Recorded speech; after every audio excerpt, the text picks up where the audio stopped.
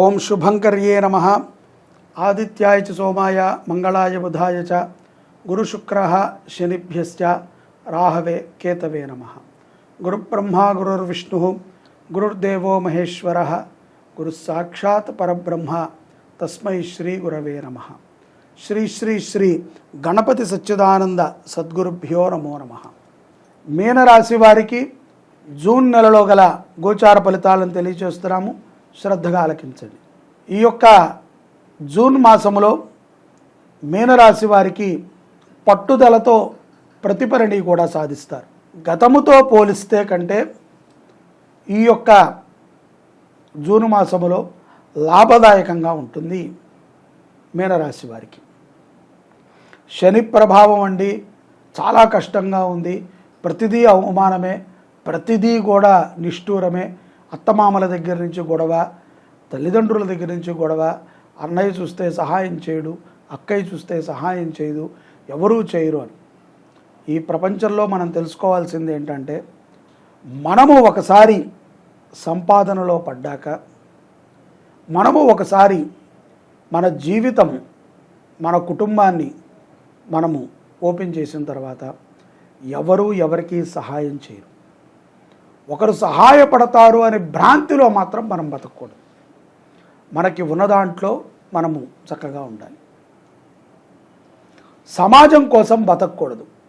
మనకి మనము సంతృప్తిగా బతకాలి. అన్యాయము చేసి బతకూడదు, న్యాయబద్ధంగా బతకాలి. ఇవన్నీ కూడా కొంత కష్టముగా ఉన్నప్పటికీ ఒకసారి మనం అభ్యాసం చేసుకుంటే అవి చాలా మృదువుగా, ఎంతో తీపిగా ఉంటుంది. మనని రోజు వచ్చి ఎవరూ మెచ్చుకోక్కర్లేదు, కానీ మన ఇంట్లో ఉన్నటువంటి భార్య పిల్లలు మనని మెచ్చుకుంటే చాలు. కాబట్టి సమాజంలో అలాంటి బతుకుని మనం బతకడానికి ప్రయత్నం చేయాలి. ఊళ్ళో వాళ్ళందరూ మెచ్చుకున్నప్పటికీ మనకి చాలా కష్టాలు ఉంటాయి. అలాంటి పని మనం చేయకూడదు. కెరియర్ పరంగా చాలా మెరుగైనటువంటి మాసంగా మనం చెప్పుకోవచ్చు. ఎంతో జీవితం పెరుగుతుంది, ఎంతో ఆదాయం పెరుగుతుంది. అతి ముఖ్యంగా మనకి ఉద్యోగములో కొంత మార్పులు వస్తూ ఉంటాయి. బాధ్యతలను పెంచవచ్చు, జీతం కూడా పెంచవచ్చు. లేకపోతే ఉద్యోగ మార్పు జరగవచ్చు, మంచి జీతం రావచ్చు. చాలా రోజుల నుంచి, నెలల నుంచి అనుకోండి, సంవత్సరం నుంచైనా అనుకోండి, ఒక వ్యవహారంలో తర్జన భర్జన అవుతున్నటువంటి మీనరాశి వారికి శుభవార్తను వింటారు. నువ్వు ఎంతో ఇష్టపడేటువంటి వ్యక్తి నీ భుజం మీద చేయి వేసి నీతో ఫోటో దిగుతాడు. ఊహించినటువంటి పరిణామాన్ని మీరు పొందగలుగుతారు. అద్భుతమైనటువంటి అవకాశాలు పుష్కలంగా ఉన్నాయి మీనరాశి వారికి. ఈ యొక్క అవకాశాలన్నీ కూడా ఎప్పటికప్పుడు మెరుగుపరుచుకుంటూ, ఎప్పటికప్పుడు ఈ అవకాశాలన్నిటినీ కూడా ముందుకి వెనక్కి మనం తీసుకుంటూ, కుటుంబంలో నలుగురితో కూడా చాలా సఖ్యత భావనతో వెళితే గనక విజయాలని పొందగలుగుతారు ఈ యొక్క మీనరాశి వారు. జూన్ 7వ తారీఖు నుంచి జూలై 1వ తారీఖు వరకు అష్టాదశ శక్తిపీఠాలలో ప్రతి శక్తిపీఠములో కూడా మహాగణపతి అర్చన, రుద్రాభిషేకము, చండీ హోమాన్ని నిర్వహణ చేస్తున్నాను. ఆ వివరాలు కింద మీరు కాంటాక్ట్ చేస్తే కనుక చెప్తారు.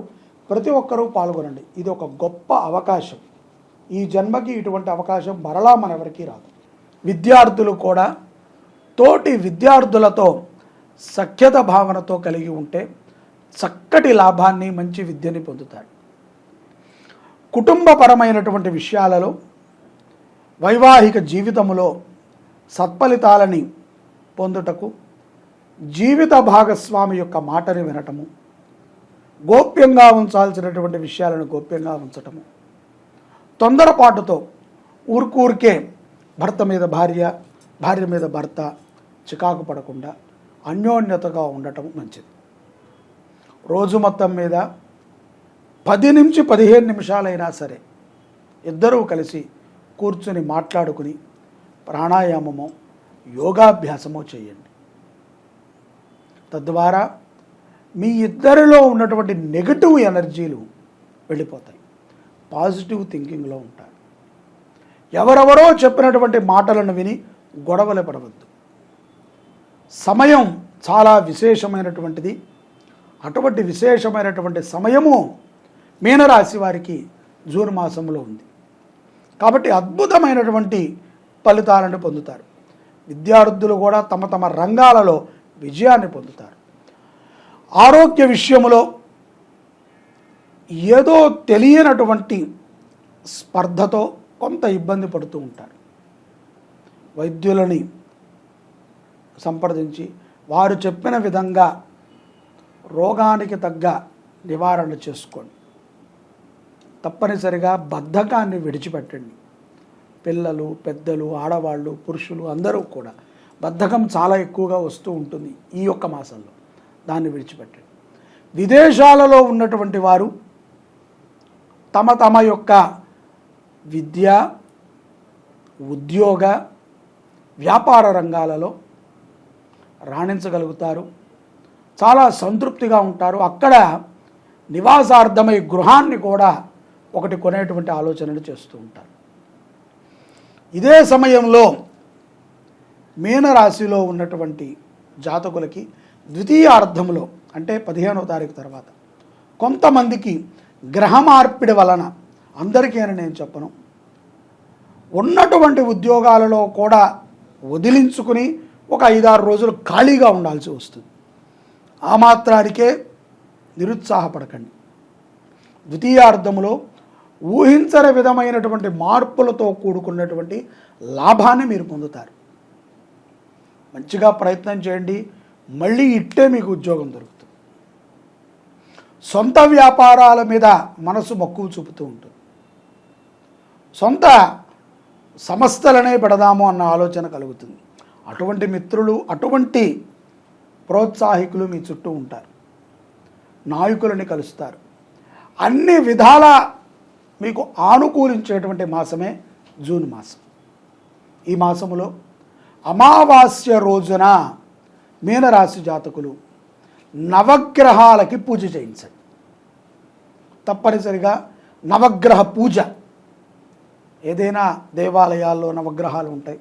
అన్నిటికీ కూడా విధి విధానముగా పంచామృతములతో అభిషేకం చేసి వాటి వాటి రంగుల విధంగా వాటికి వస్త్రాలను సమర్పణ చేసి చక్కగా అష్టోత్తరముతో 9 అష్టోత్తరాలు చదివి పూజ చేసి చక్కగా పాయసాన్ని నైవేద్యం పెట్టి కొంత పాయసాన్ని మీరు తిని కొంత పాయసాన్ని పంచిపెట్టండి. ఈ విధముగా జూన్ మాసములో గనక మీనరాశి జాతకులు నవగ్రహారాధన చేయటం ద్వారా శని ప్రభావం నుంచి బయటపడటమే కాదు, గ్రహ బాధలన్నీ కూడా మిమ్మల్ని తొలగించుకుని మీ దగ్గర నుంచి దూరంగా వెళ్ళి మిమ్మల్ని అభివృద్ధి చేస్తాయి. భగవత్ కటాక్షాన్ని శీఘ్రముగా పొందుతారు. శ్రీ శుభంకరి సేవా సమితి నుంచి జూన్ 7వ తారీఖు నుంచి జూలై 1వ తారీఖు వరకు అష్టాదశ శక్తిపీఠాల యాత్రని చేస్తున్నాం. ప్రతి శక్తిపీఠములో కూడా దేవీ శక్తిపీఠాలలో గణపతి అర్చన, రుద్రాభిషేకము, చండీ హోమాన్ని నిర్వర్తిస్తాం. ఆ యొక్క వివరాలన్నీ కూడా మన యొక్క ఛానల్లో ఉన్నాయి, చూసుకోండి. కుదిరితే ఆ యొక్క అష్టాదశ శక్తిపీఠాల యజ్ఞములో పాల్గొనండి. తద్వారా అమ్మ అనుగ్రహాన్ని పొందవచ్చు. ఏం కావాలండి? అమ్మ దయ ఉంటే అన్నీ ఉన్నట్టే. ఏదేదో జన్మలలో చేసిన పాపాలన్నీ కూడా ఒకసారి దర్శిస్తేనే పోతాయంటారు. అటువంటి దర్శనం కంటే గొప్పగా అక్కడ హోమం జరుగుతుంది. అంత శక్తివంతమైనటువంటి శక్తిపీఠంలో మీరు వెళ్ళి చండీ హోమం చేయాలంటే ఎన్నో వేల రూపాయల ఖర్చు వ్యవహారం. అటువంటిది లోక కళ్యాణార్థము మనం సంకల్పం చేశాం. ప్రతి ఒక్కరూ పాల్గొనండి, అమ్మ అనుగ్రహాన్ని పొందండి. జై శుభంకరి. సర్వే జనాః సుఖినో భవంతు. అందరికీ ఒక మంచి శుభవార్త. శ్రీ క్రోధీనామ సంవత్సరము జ్యేష్ఠ శుద్ధ పాడ్యమి నుంచి జ్యేష్ఠమాసము కృష్ణపక్ష దశమి వరకు అష్టాదశ శక్తిపీఠ మహాయజ్ఞాన్ని శుభంకరీ సేవా సమితి నిర్వర్తిస్తోంది. ప్రతి శక్తిపీఠములో కూడా, అంటే మన హైదరాబాద్కి పక్కనే ఉన్నటువంటి అలంపురి జోగులాంబ అమ్మవారి దగ్గర నుంచి శ్రీలంకలో ఉన్నటువంటి శాంకరీదేవి వరకు ప్రతి శక్తిపీఠములో కూడా మీ గోత్రనామాలతో గణపతికి అర్చన, రుద్రాభిషేకము, ఆ యొక్క శక్తిపీఠములో చండీ హోమం, వీటిని నిర్వహణ చెయ్యాలి అని చెప్పి శుభంకరీ సేవా సమితి జూన్ 8వ తారీఖు నుంచి జూలై 1వ తారీఖు వరకు ఈ యాత్రని, ఈ యొక్క మహాయజ్ఞాన్ని నిర్ణయించడం జరిగింది. దీంట్లో ప్రతి ఒక్కరూ కూడా తప్పనిసరిగా పాల్గొవాలి. ఎందుకంటే ఈ జన్మకి ఇది ఒక గొప్ప అవకాశం. ఒక్కసారిగా ఒకే బ్రాహ్మడు మన గోత్రనామాలతో ప్రతి క్షేత్రము యందు కూడా అమ్మవారి క్షేత్రముల్లో హోమాన్ని చేయటము కానీ, అభిషేకము చేయటము కానీ, అర్చన చేయటము కానీ మన యొక్క దారిద్ర్య దుఃఖ నివృత్తి అవుటకు చాలా ఉపయుక్తమవుతుంది. ఇది మరొక్కసారి దొరుకుతుంది అని మాత్రం ఎవ్వరూ అనుకోవద్దు. మీరు ఊహించలేరు కూడా. ఇంకొకళ్ళు ఎవరైనా చేస్తారేమో, అప్పుడు కట్టుకుందాములే, అప్పుడు పాల్గొందాములే అని అనుకుంటే ఇది మీరు జార విడుచుకున్నట్టే. ఏకకాలములో పరమేశ్వరుడి యొక్క అనుగ్రహముతో ఈ యాత్రని ప్రారంభిస్తున్నాము. ఈ యాత్ర లోక కళ్యాణార్థము జరుగుతుంది. అందరూ బాగుండాలి, ప్రకృతి అంతా కూడా సస్యశ్యామలముగా ఉండాలి. ఎక్కడెక్కడైతే గనక దారిద్ర్యముతో దుఃఖితులై ఉన్నారో వారందరికీ కూడా బాగుండాలి. అందరూ మంచి ఆరోగ్యంగా ఉండాలి. విద్యార్థులకి మంచి చదువు బాగా రావాలి అనేటువంటి ఒక ఉద్దేశంతో ఈ యాత్రని సంకల్పించాం. ప్రతి క్షేత్రములో కూడా శశాస్త్రీయముగా జరిగేటువంటి యజ్ఞములో మీరు తప్పనిసరిగా పాల్గొనండి. కింద మీకు కాంటాక్ట్ నెంబర్ ఇచ్చాము, మీరు కాంటాక్ట్ అవ్వండి, మీ గోత్రనామాలు నమోదు చేసుకోండి. జూన్ 8వ తారీఖు ప్రారంభమవుతుంది. జూలై 1వ తారీఖు మన యొక్క శుభంకరీ పీఠములో చండీ హోమాన్ని చేసుకుని మహాపూర్ణావతిని చేసుకుంటాం. ఆ రోజుతో ఈ కార్యక్రమాలు ముగుస్తాయి. ఇంత గొప్ప యజ్ఞం, మీకు ఎటువంటి కోరికన్నా తీర్చేటువంటి మహాఫలప్రదమైనటువంటి అష్టాదశ యజ్ఞం. అష్టాదశ శక్తిపీఠాలు ఏ విధంగా వచ్చాయో మనకు తెలుసు. అమ్మవారి యొక్క శరీర భాగాలు 108 భాగాలుగా విచ్ఛిన్నమై పడిన తర్వాత అవి కొంతకాలానికి 51గా మారాయి. మరికొంతకాలానికి అవి 18గా వచ్చాయి. ఆ 18 అద్భుతమైనటువంటి శక్తిపీఠాలు. వాటిని మించినటువంటివి మరొకటి లేవు. ప్రతి క్షేత్రంలో కూడా శివుడు ఉంటాడు. కాబట్టి శివుడికి ఆరాధన, గణపతికి ఆరాధన, అమ్మవారికి ఆరాధన జరుగుతుంది. అవకాశాన్ని జార విడుచుకోకండి. ప్రతి ఒక్కరూ పాల్గొనండి. అమ్మవారి అనుగ్రహాన్ని పొందండి. అమ్మ దయ ఉంటే అన్నీ ఉన్నట్టే. సర్వే జనాః సుఖినో భవంతు.